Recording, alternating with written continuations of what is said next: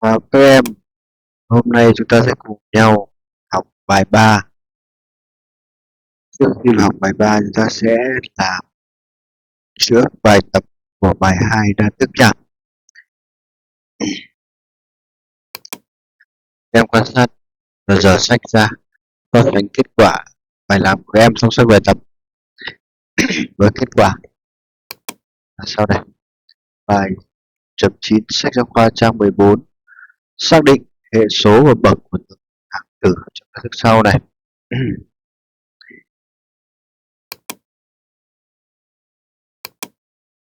Ở đây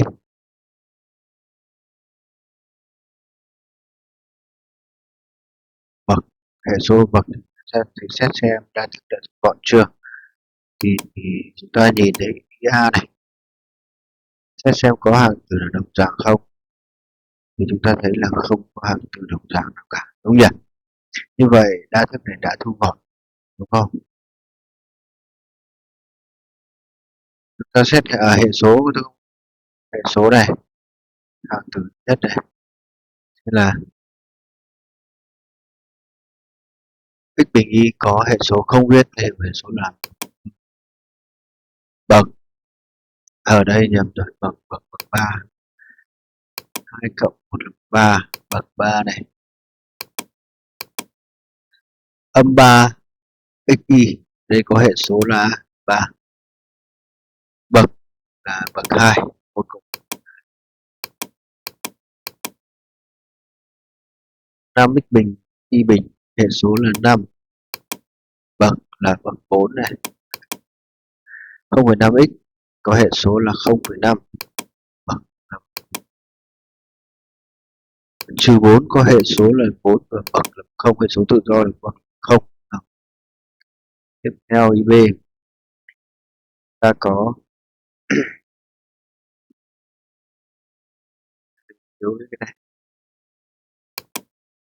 căn 2x thì hệ số chính là căn 2 nha.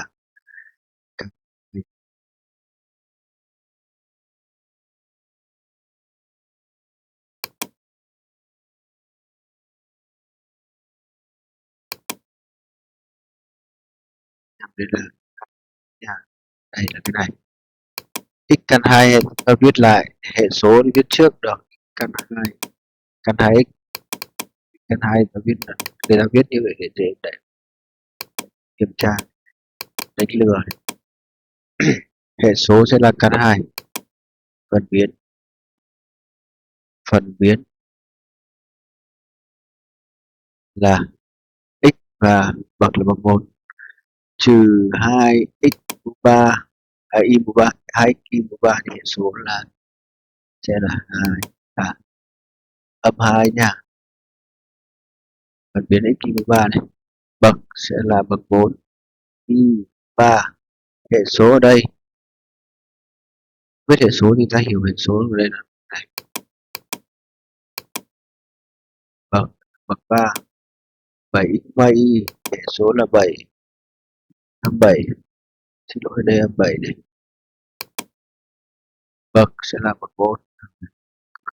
Bài tiếp theo này, bài 1.10 thu gọn ra thức sau. Bây giờ thu gọn thì ta sẽ xác định xem đồng dạng như thế nào. Ta xét đa thức hạng tử với hạng tử 3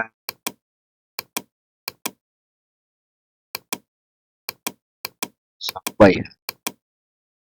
từ 5 x mũ 4 có biến là x mũ 4, xem có hạng tử nào có biến với x mũ 4 không.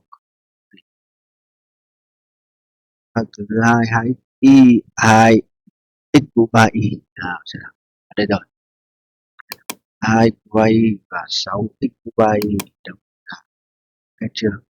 Ở đây y mũ 3 không phải, như vậy chỉ có hai hạng tử đồng dạng thôi. Đây tiếp tục xét đến hạng tử thứ ba 20 x y mũ 3, y mũ 3 đây rồi, 3 này đây, 3 như vậy đây.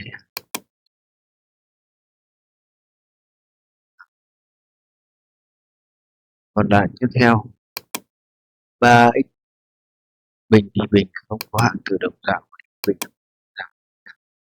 ta sẽ viết giao hoán và kết hợp thân nhau các hạng từ đồng dạng vào cộng trừ hệ số cho nhau.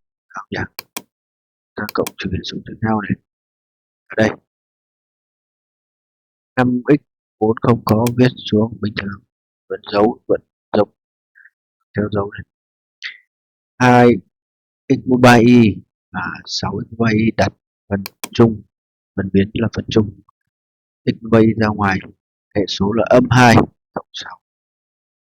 Tiếp tục 20x mũ 3 và x mũ 3 chúng ta sẽ đặt phần biến chung ra ngoài, còn 20 cộng đây, hệ số đây là 1 nhớ không? Viết lại A3 x bình y bình trừ y 4 không khoảng dạng viết lại giữ nguyên dấu của chúng, rồi ta cộng ra được kết quả là qua 21 x 3y đây là 4 này. 21 đúng không? Đây 21 x 3 y x y 13 xin lỗi, và trừ 3 x y bình y bình trừ 4 tương tự là với y b. Em quan sát kết quả nữa nha. Ví dụ hẳn tương tự như trên và kết quả cuối cùng là được số 3 cộng x bình z và x y z. Này thầy sẽ không giảng nữa, thầy chỉ đưa ra kết quả cách trình bày bước các em xem mình trình bày đã đúng chưa, kết quả đúng chưa thôi nha. Tiếp tục câu 1.11 sách giáo khoa trang 14 này, thu gọn nếu cần một tìm bậc. Thu gọn trước bậc đã được ra này, ta sẽ thu gọn trước bởi vì đây có từ động từ hai hàng từ này, chúng ta nhìn thấy là gì đây, x với lại trừ, như vậy hệ số của hai hàng từ đồng dạng này đều lấy một đồng dạng này. Đây hệ số đây là 1, đây là âm 1, như vậy ta có 1 trừ 1 tất cả 1, vậy bằng 0 và 0. Vậy nên triệt tiêu chúng ta hiểu đây sẽ là triệt tiêu hai hạng đồng dạng mà có hệ số là hai số đối nhau. Hai hạng từ mà có đồng dạng có hệ số là hai số đối nhau thì x tổng sẽ bằng 0 thôi. Vậy còn lại viết lại còn 3x về 3 âm 3 x bình y bình cộng 3x y bình và cộng 1. Ở đây ta xét thì thấy là hạng từ âm 3 x bình y bình có bậc là 4, đây là bậc 3 0. Như vậy thì bậc cao nhất là bậc của hạng từ 3 âm 3 x bình y 4, như vậy đa thức này có bậc của hạng từ bậc cao nhất. Tương tự đường y B chúng ta cũng làm tương tự, chúng ta được kết quả là 8xy trừ bình là bằng 2. Chuyển sang phần vận dụng bài tập chấm 12, thu gọn rồi tính giá trị. Ở đây tức là tính giá trị thành số của tôi. Đầu tiên chúng ta sẽ thu gọn này. Các em xem so sánh kết quả thu gọn thì nó sẽ làm theo các bước thôi. Đây thì sẽ không đi giải chi tiết từng bài, chỉ đưa ra kết quả các em so sánh và các em xem cách làm. Nếu phần nào chưa hiểu các em có thể nhắn tin để hỏi thầy trên nhóm. Đây chúng ta sẽ nhóm các hạng từ giải nhất với đây chính là hai hạng giảm có hệ số đối nhau thì hai cái anh này tổng nó sẽ bằng 0 rồi, chắc chắn 1/3 và âm 1/3 cộng lại không này. Từ đồng dạng nữa là x y bình và 1/2 y bình cộng hệ số 1 cộng 1 là 3/2 này, trừ ở đây số 1 trừ x y bình ta hiểu là chính là trừ âm 1, trừ âm 1 âm 5 là 6 y bình 3/2 y bình. Như vậy kết quả còn lại 3/2 y bình trừ 6 y bình, 6 x y xin lỗi. Rồi đấy ở đây chỉ cần thay số vào đây x 0,5 và y vào trong cái biểu thức đá thu gọn này đâu có x hay bằng 0,5.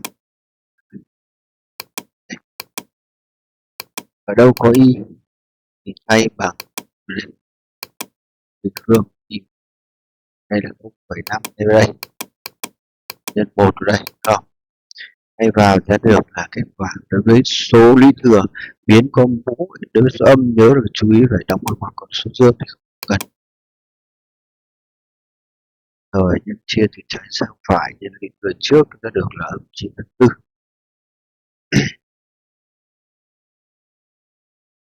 Vậy m 4/4 là kết luận nha.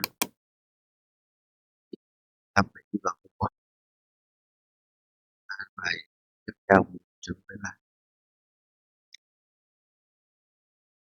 tự để đưa ra kết quả. Em có thể từng video để quan sát, so sánh A này, B này, nhiều thời gian tương tự thôi, đưa ra kết quả sẽ là 100. Tiếp theo bài 2 bài này là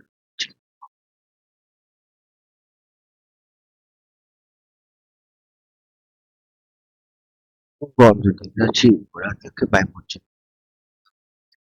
kết quả cái thu gọn vẫn thay giá trị x 2 nha.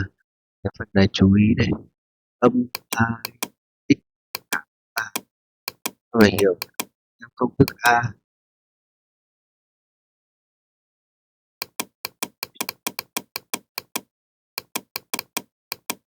nhân a này 3 thì đây đúng vào cục đóng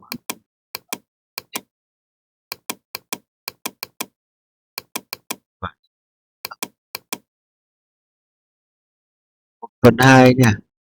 Cả bình phương chúng ta áp dụng công thức đó là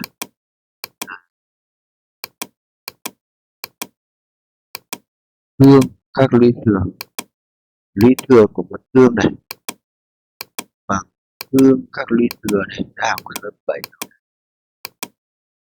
Như vậy 1/2 tất cả bình phương là bằng bình phương trên 2 bình phương, vậy bằng bình phương vẫn là 1, 2 bình phương là 1/4.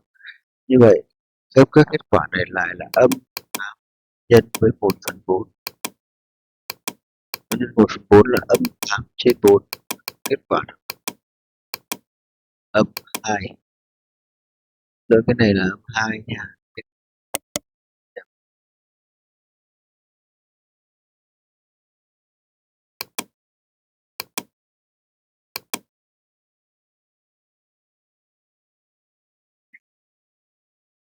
Ý B tương tự, có kết quả B là âm. Em soát xem có đúng không. Dài quá nhỉ, ui còn thêm nữa cả. Sắp xếp theo từng nhóm, đơn thức đồng dạng A.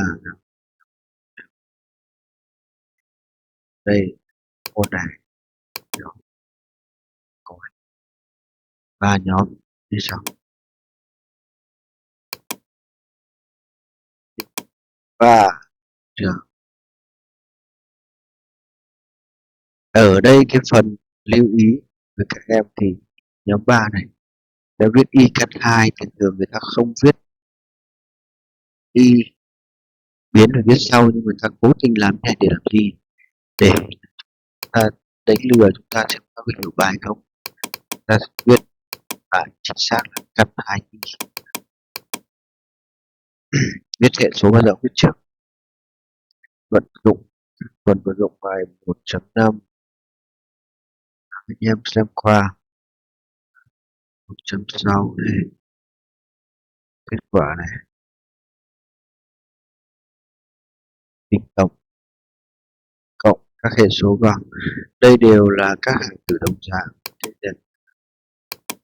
các cộng hệ số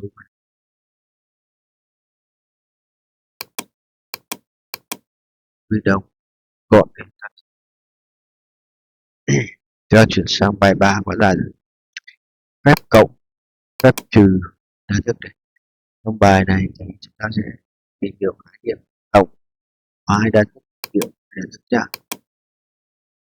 thực hiện được các phép cộng trừ đa thức bài toán bài tập cái bài ở đầu này là cộng trừ hai nghiệm và sử dụng bài học ví dụ hay dùng dùng ngắn thế cả việc chung đi vào. Nên trong một buổi sinh hoạt câu lạc bộ toán học của lớp, hai bạn tính giá trị của thức P và Q, giá trị cho trước x và y. Kết quả được ghi lại từ bảng sau. X cho lần lượt các giá trị màu âm 2, y là âm 1, 2. Thay vào P và Q lần lượt. P và Q có lần lượt giá trị Q cũng vậy. Ban giám khảo cho biết có một cột cho kết quả sai. Theo em làm thế nào để có thể nhanh chóng phát hiện có kết quả sai? Để giải quyết bài toán này, ta sẽ đi vào bài và phép cộng trừ đặt nội dung cộng trừ thôi. Bài này chỉ phải ngắn. Các em quan sát trên màn hình đa thức A này và đa thức B. Thì trước tiên ta nhận xét sơ qua là đa thức này ta thấy là không có hạng cử nào đồng dạng. Đa thức A có 3 hạng cử và không có hạng cử đồng dạng nên ta đã thu gọn. Tương tự đa thức B cũng vậy, 4 hạng cử và đã thu gọn. Vậy trước khi thực hiện cộng trừ, ta sẽ xét xem đã thu gọn chưa. Nếu đa thức chưa thu gọn, ta sẽ thu gọn. Hoạt động yêu cầu như sau. Thực hiện phép cộng hai đa thức A và B bằng cách tiến hành các bước sau. Lập tập A cộng B. Đóng mở ngoặc từ đa thức 1 này, A cộng B này, mở ngoặc này, đa thức A này, cộng với mở ngoặc đa thức B này. Trước tiên là phải cho dấu ngoặc từng đa thức như này. Sao phải cực thêm cái bước dài dòng này để làm gì là để cho tạo cái thói quen khi mà trừ ấy, đến trừ mà các em sẽ mà không cho ngoặc này thì sẽ sai hết. Còn đến cộng này thì thực tế thì không cần ngoặc, nhưng mà chúng ta cứ làm cho nó quen. Bỏ dấu ngoặc, sau đó thì bỏ dấu ngoặc, bỏ, bỏ dấu ngoặc thì đối với đa thức B bỏ dấu ngoặc đằng trước có dấu trừ dấu cộng nên là khi bỏ ngoặc thì giữ nguyên dấu của các hạng tử trong ngoặc. Thu gọn đây là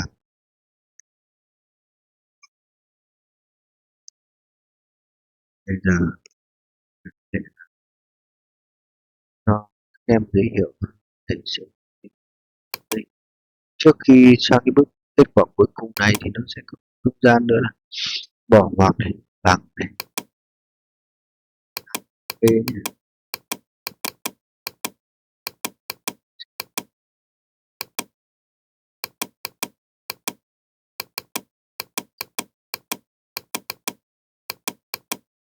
Hoặc đằng trước không có dấu trừ nên giữ nguyên dấu thôi. Chúng ta có x cộng y cộng vì là nó có dấu trừ nên nó là cộng, trừ đi 4x bình cộng trừ 1. Đấy, chúng ta có bằng nhóm các hạng từ đồng dạng ở đây. Chúng ta thấy là có 5x bình y và 4x bình y là đồng dạng nhóm vào.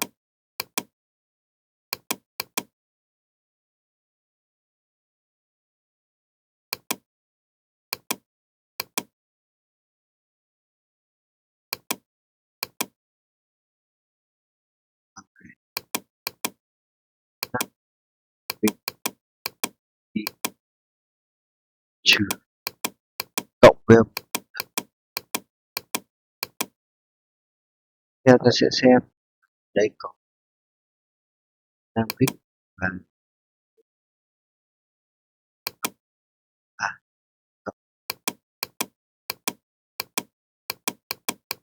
đều là dương là siêu âm ta thêm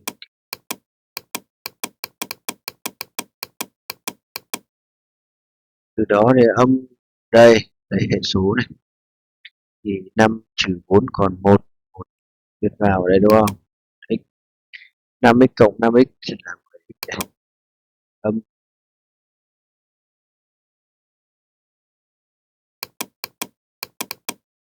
3 cộng âm 1 xy này không có hạng tử động dân số cộng đa thức nhất là lập tổng trong các ngoặc có dấu ngoặc rồi nhóm các hạng từ đồng dạng cộng trừ hệ số đúng không?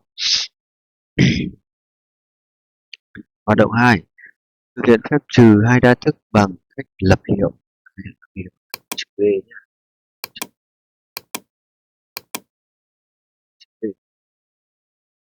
Đây phải đóng bằng ngoặc từng đa thức một này. Đa thức b hay là chưa có dấu trừ nên theo quy tắc bỏ dấu ngoặc chúng ta sẽ phải đổi dấu đúng không? Ta có như sau.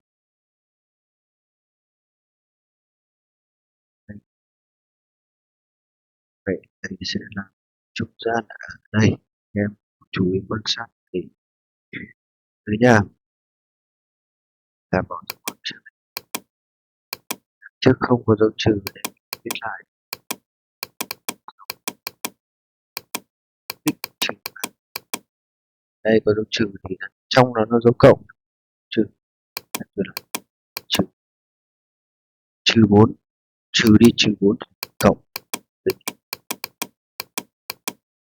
cộng 5x thì thành trừ trừ tương tự nó sẽ nhóm các hạng từ đồng dạng thì đây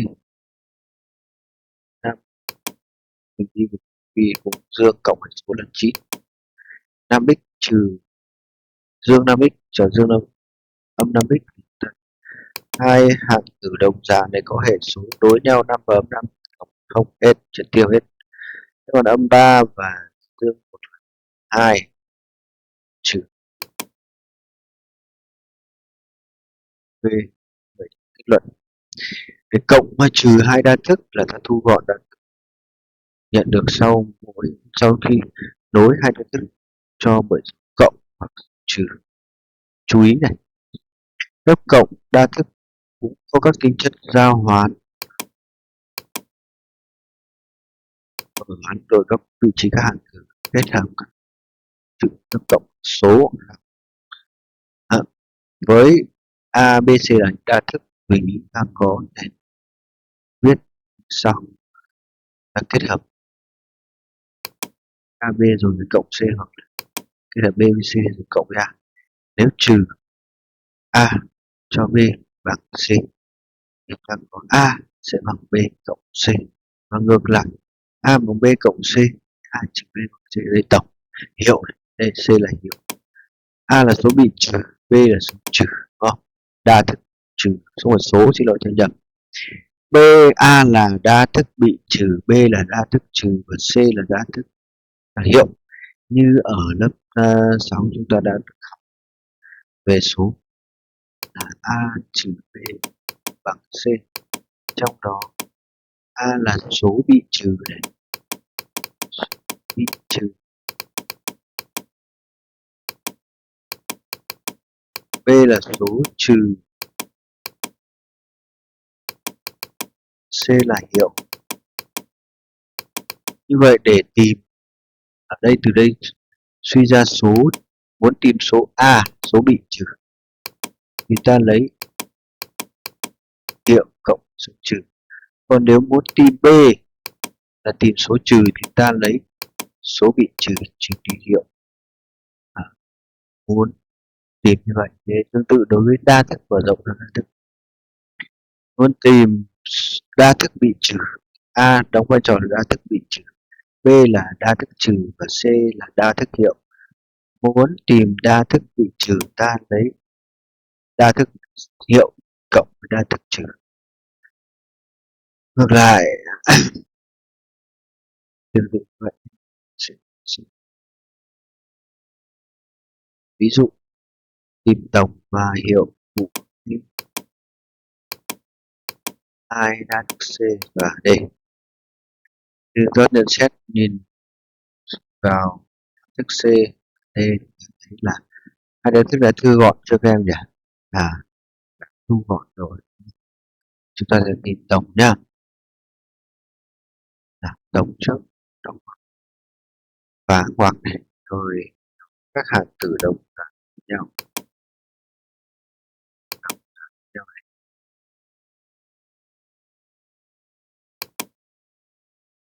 Âm 2, dương 2. Đây không có đồng dạng này. Viết lại. Cân bình y cộng nhân nhân cộng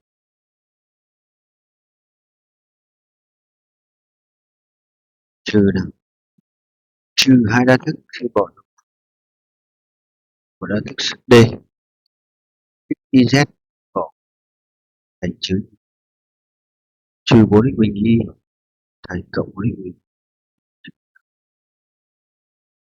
cộng với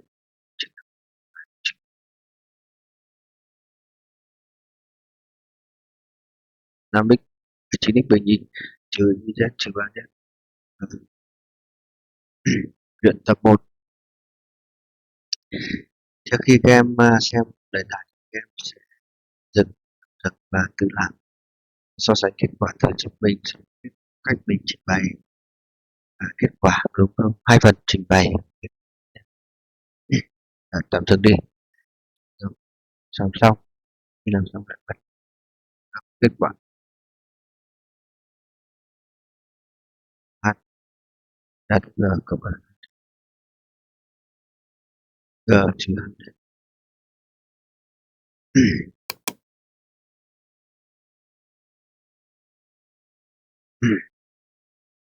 Luyện tập 2. Chưa được rút gọn rút gọn rồi mới tính giá trị tại giá trị cho trước biến này, cho xác định bằng hai điểm một. Tại sao người ta không cho luôn vào đây mà điều biến hình thức viết dưới dạng chỉ bằng để biến đổi. Sau khi thu gọn rồi các anh giá trị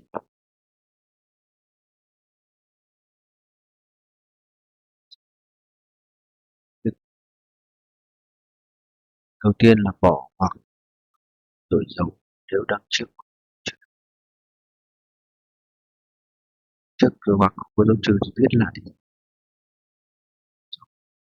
sau đó bỏ hoặc các hạng hay là hai hạng có hệ số là hai số đối nhau nên là một. Như vậy khi nhóm thì học nó bằng không rồi này chuyển tiếp đến này hai in 3 và 3 x đây sẽ là 3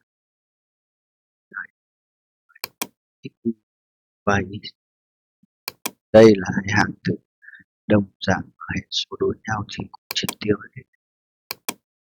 Với kết quả trừ dài như này còn lại 5x 3 cộng in 3. Nơi đó thì việc thay số vào đâu có x thay bằng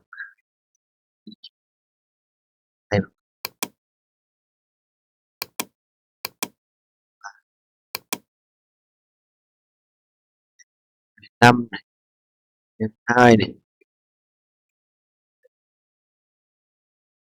âm âm vậy thay vào đây là âm 3 rồi cộng với y mũ 3 cộng 2.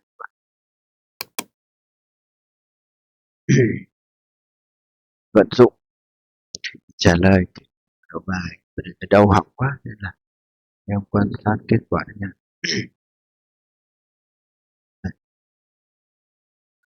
Xem nha,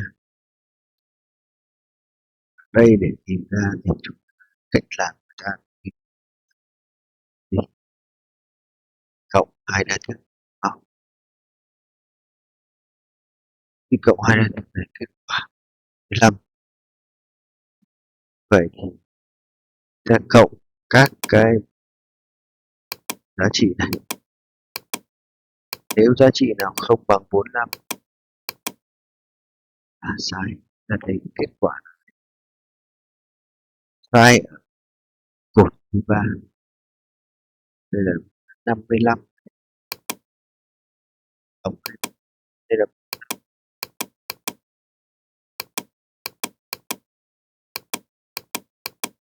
sau khi cộng hai đa thức ta sẽ là triệt tiêu hết cả các biến, chỉ còn số gọn. Vậy thì ta còn nói mở rộng cái tổng hai đa thức này không phụ thuộc vào biến, là biến bị triệt tiêu hết. Cao hay luyện tập này, các bài tập chúng ta sẽ thử làm đến phần này. Em